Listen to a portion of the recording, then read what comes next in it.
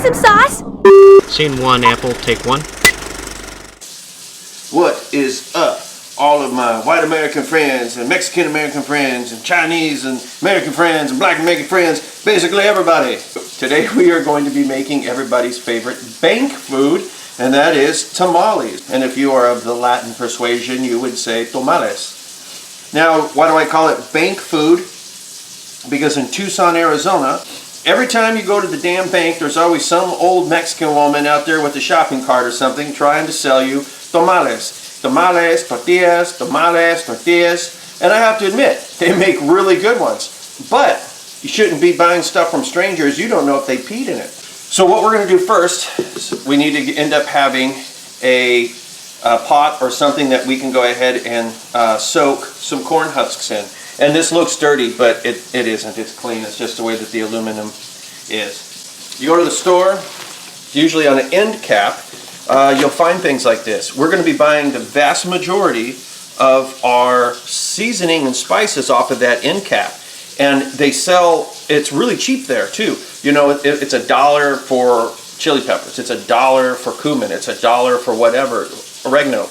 And it's much cheaper than the regular spice aisle where they've got the McCormick stuff. You get more for cheap. So go over here and get it on this. I've been doing that for years and saving tons of money. So what we're going to do is we're going to be taking some of these corn husks out of here. Now I don't really know exactly how many I'll be making, but I imagine I might make a little bit more than that. But we're going to throw these inside the container like this, and we're going to end up covering those with warm water, and we're going to let them soak for a long time. And if you have a bigger container, it's even better if you can set them in sideways. And you want them to be under the water. You want these to be fully soaked. So I'm going to go ahead and just kind of push this stuff down to make sure it is completely covered in the warm water, so that way these will become pliable and they won't be tearing on us when we start trying to fill them and folding them. We need these pliable. If you need to put a weight or something in there, brick, whatever, you do what you got to do in order to make things happen. So let's go ahead and let this soak. We need cheap meat, okay? Cheap meat. And I got this. This was $6.31. If you can find it cheaper, even better. I got something without bones. But I'm going to be using pork in this particular case. This right here is really only going to be for 2 people, primarily, really, maybe 1 is really close to it. This is more than enough meat for actually a few people.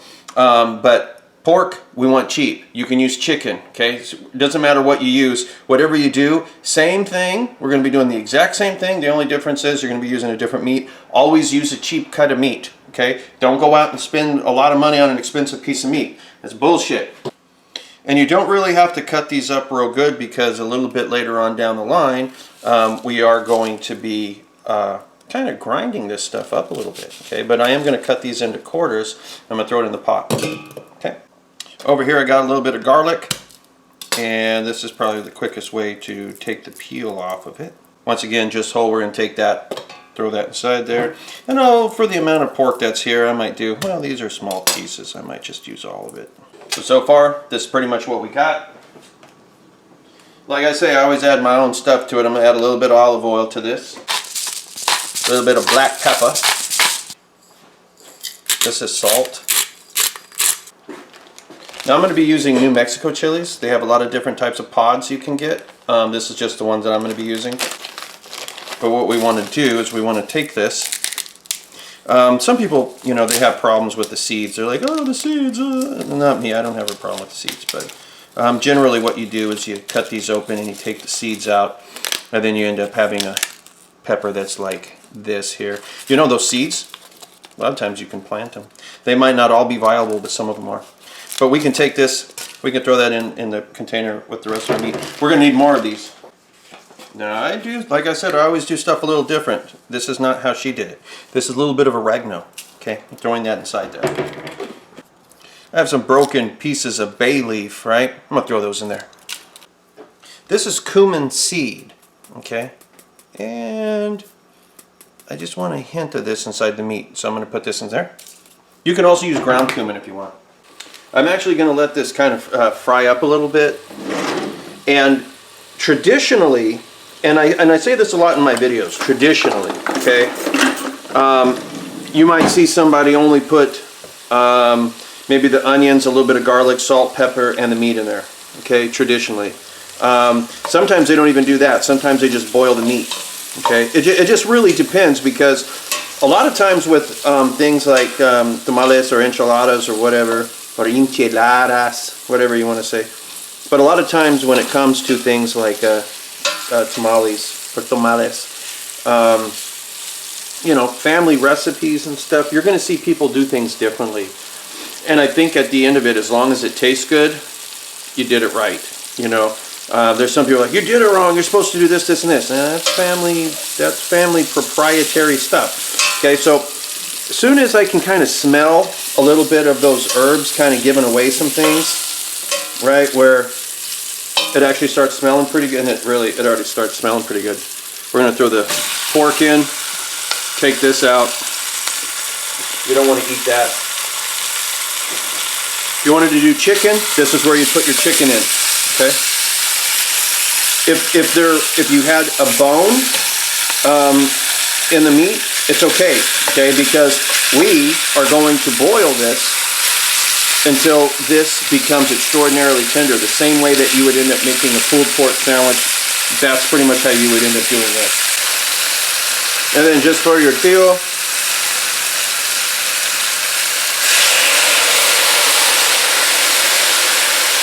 Toripata with Dr. Chill. Alright, so you don't have to add that. We want to cover this with water. We want this to come to a boil. We're going to let it simmer and keep a lid on it, you know. And we want to boil this until the meat literally just kind of falls apart. You stick a fork in there, you twist it, and it just falls apart. That's what we're looking for, okay? And that can take anywhere from an hour and a half to 4 hours, depending on how much meat and the temperature. And this is just the meat, okay? We haven't even done anything yet with the sauce yet, okay? So this is just the meat. So the meat by itself is going to be killer, okay? But we want to make sure, we want this to go up another notch. Why have things like weeds, not the type of weed that you guys like, but weeds, you know? Why have these things grow in your soil when you have the potential to grow pepper plants, right? So let's bust this up a little bit. Make a channel. Take our seeds that we took from the pepper. Surely one of these is viable out of all those. And if it is, then now we have our own supply of peppers, and it's free. Okay, it's time to make the sauce that is going to be going with the pork. Putting a little olive oil inside here. You can use lard if you want to. I'm just using olive oil because it's close by. We're going to be throwing our peppers in here. And put a little salt in here. Black pepper. Little cumin. Little oregano. Got a onion here we're going to throw in. Garlic. This is minced. Just a little bit of chicken stock. Here's a can of diced tomatoes that's got some green chiles in it, but you can use just like a regular tomato, just like one tomato or something like that. You don't even have to put the tomato in there, right? It's just, that's preference. I'm putting a little paprika in this. And as I've mentioned before in my other videos, paprika is nothing more than just dried bell pepper. A little bit more black pepper. A little bit more salt. I don't want to go too crazy with it. I'll check it out here in a minute after everything starts cooking down a little bit. Put a little water in here. At this point, if you want spicy, if you want more spice, you can add different types of peppers inside there. You know, if you want to add some ground red pepper, you can. If you want to add cayenne, you can. If you want to add jalapeno, you can. It's up to you, okay? I'm going to add a little bit more water to this. Don't worry about that. A lot of that's going to end up basically cooking out. It's going to end up evaporating. We're going to make some masa for these damn things. So right here, I've got about 2 2/3 of a cup of masa. Masa is just cornmeal, guys. You get this real cheap at the store. It's just cornmeal that's been ground up real fine, of course. So we're going to be using some baking powder here. Not baking soda, baking powder. I'm going to be adding whatever that is. Maybe a teaspoon and a half or something like that. We throw in some salt in here. This is about a half a cup, maybe a little bit more of lard. Okay, and you do want to use lard. Going to be adding some chicken stock. If you don't want to use lard, that's fine. You can use shortening. But if you really want to have that real flavor, you're going to be needing lard. This is a little bit of, you can't really see it. Right here on the side, you can't really see it. It's just a little bit of the pork broth throwing in there. And this is a little bit of the meat sauce I'm pouring in there. We can cover it with some saran wrap to make sure that it doesn't end up drying out. And then when the meat is ready and the sauce is ready and we mix those two, and I'll show you that here in a minute, this will be good to go. So yes, our sauce is cooking. And you can see that it's extracting a lot of those colors. It's extracting a lot of the smell. This is good stuff, Maynard. So taking those peppers and all this stuff that's inside here, we're actually going to end up grinding up. Okay, so nothing really goes to waste. If you want to put some clove in here, you can. Okay, just for the sake of saying I did it, I'm putting just a little bit of clove in here. Not a lot. I'm not a big clove fan, okay? And a little clove goes a long way, so don't overdo it. This is a stick blender. We've probably all seen them. This is what I'm going to use to kind of grind this stuff up. Be a little careful with it because you can get splashed pretty easy and have really hot stuff hit you. So we can mix that up a little bit better a little bit later on. Right now what I'm doing is I'm taking out some of the pieces of onion and peppers from the pork as well as some of the broth. Just the big pieces and stuff. And throwing it in the sauce. If there's a little bit of meat that gets in there, it's okay. Okay. You can also throw the bay leaves in there, that's okay. Let's go ahead and grind that stuff up. Okay, that's a decent sauce. What we have to do now is we need to taste this to make sure that the seasoning is right. That tastes good. Okay, so now, show you one of my tricks. This is what I'm going to do to thicken this sauce up. I'm going to be adding cornmeal. I'm not going to be adding flour or roux or anything like that. I'm going to add cornmeal to thicken this up. So what we need to do is come in here and see if we grab a couple of forks, will the pork pull apart easily? And it does.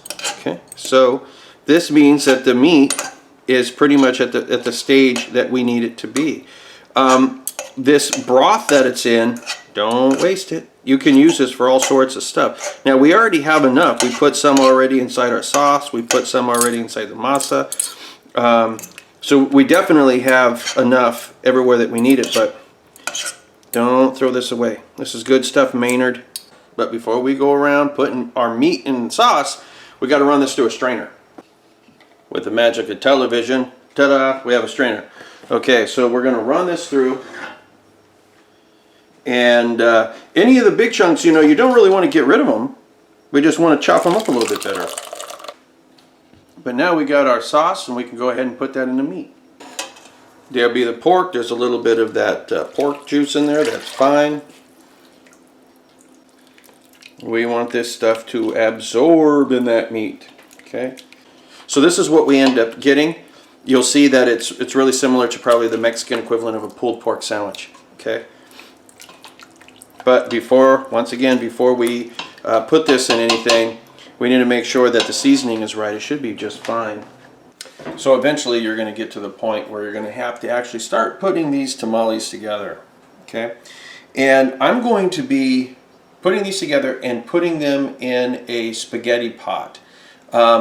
And what I mean by that is the type of pot that you get that you boil spaghetti, and you can pull this part out and the spaghetti's inside and whatnot. I'm going to use this as a steamer. Okay. Now if you don't have one of these, what you can do is you can turn a bowl or something upside down in a big pot to lift the tamales up. Or if you don't even have that, just crumble up a bunch of aluminum foil and things until it can raise, you can get like a bed off of the bottom of a large pot. But you do need to have a lid because we are going to be steaming these. Now, this is a fairly small corn husk, but this is what we're going to be using for the first one here. And generally, if you feel the inside of the corn husk, there's going to be one side that seems to be a little smoother. That's the side that you actually want to put your masa in, okay? Sometimes it's really hard to tell. But what we want to do is we want to put some masa up to about halfway, okay? And one side you want to leave maybe 3/4 of an inch. So we're basically doing something like that. And then from here I have a slotted spoon, and I'm using a slotted spoon so that way some of the sauce drips out. Okay, you can always, you know, just run this through a strainer again or a colander or something to take out some of that extra moisture. And what we want is about that much. Okay. Now, now depending on, you know, who's making the tamale, you're going to end up seeing a different amount, but essentially it's something like that. Take it, flip it over. Okay. Flip it like that, and then down here where we've got that portion, we're going to end up flipping it up. Okay, and then so, it's a small one, it's not the greatest thing, but we'll do a couple more. Okay, so same thing, we're going to fold this over, fold this up, okay, just like that. So I've got the water on, it's not boiling quite yet, but if I place this in here, that water reaches right around the bottom of this. Okay, I've got tons of meat left over, and I've got tons of corn husks left over. I did not make enough masa though. Okay, so I'm going to put a little bit more water in here. As soon as it comes to a boil, give it about 30 minutes. So you can see we've got some boiling water going on inside here. 30 minutes. Give it a few minutes, we'll plate it up. Let's go ahead and open up one. There we go. See how easy that came out? Beautiful. That's one of the reasons why you need the lard, and also one of the reasons why you need to make sure that you put it on the right, the masa on the right side of the corn husk. Shit, I could probably reuse this. Recycle. You want to put a little cheese on this, you want to put a little bit of salsa on this, you want to put a little bit of sour cream on this. Ain't gonna hurt my feelings. So anyway, cut through, and that's what we end up having, guys. Check that out, man. That's the way it's supposed to be. Looking good, smelling good, in the neighborhood. Let's give it a taste. I'm not supposed to be eating that because there's certain things in this that I have intolerances to, and I'll have a reaction to, but that's delicious. I can only have one bite, and I already know I'm going to end up having problems because of it, but it's well worth it. A little bit of cheese on this. You can even add a little bit of that extra sauce on here. Dynamite. A little bit of cheese, a little sour cream, a little ripple. I know you're saying, yeah, I can't have ripple, Will. Throw a little Cuervo on there. Actually, I'm gonna tell you straight up, I'm not a Cuervo fan. I like Cabo Wabo. Cabo Wabo Silver is the best. I know there's a lot of Patron fans out there. Cabo Wabo Silver. But anyway, that's how you go about doing it. You know, and you can thin out. See, because the baking powder will cause the masa to expand and become larger, right? So when you're putting it on the husk, you want to try to get it kind of flat as you can, because if you put too much, it's going to be more masa than it is going to be meat. And something like this is perfect, right? Look at how much meat is inside there. That's what we're looking for. This is absolutely delicious. Better than you can get at the bank. Hopefully you enjoyed watching this. Hopefully you learned a little something, something. And if you did so, please click like. Make sure you subscribe, because I got a lot of other videos that teach you how to do cool stuff like this, especially in the kitchen. Anyway, guys, until next time, I will talk to you later.